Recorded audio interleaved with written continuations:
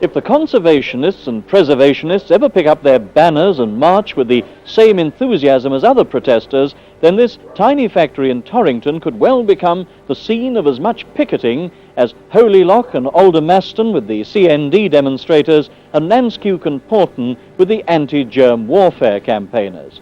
Because this factory at Torrington, the factory of Merrivale products, is the home of the disposable knives, forks, spoons which British picnickers could well leave around the countryside this summer.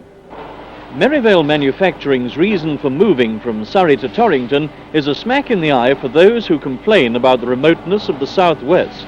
It was, in fact, nearer to London than any other possible location in a development district. 18 months ago, the firm arrived in North Devon, with minimal machinery, manager Richard Carreras, and 2 key workers. Now the original 2 workers have jumped to 23, working a shift system round the clock in the 800,000 square foot factory. The latest automated hydraulic machines work right around the clock, turning granules of yellow, blue, red, green, orange and white plastic into such things as washers for the building trade, collars for roofing tiles, and the impedimenta of packed meals. And it's here that the firm's individualism has paid off in terms of dollars, for a high percentage of all the cups, spoons, glasses, knives, forks, dishes and trays are bought up by American Airlines for in-flight catering. It may seem ridiculous to regard this cup, for instance, as disposable, yet to an airline it is. It's cheaper to throw it away than it is to use time and money, perhaps 3 times its cost, to wash it up, bearing in mind that washing up water adds to an aircraft's weight and running costs.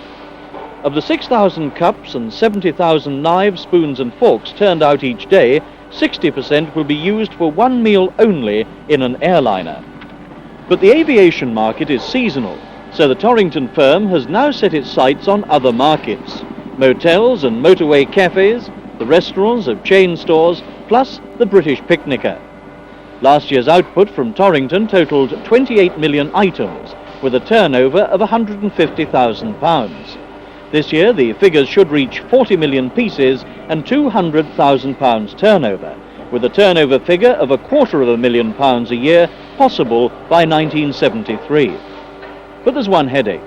Output and demand have rocketed so dramatically that the firm literally doesn't know which way to turn in terms of space. Within months they hope to double their factory area, but the popularization of disposable cutlery could make even this inadequate within another 5 years.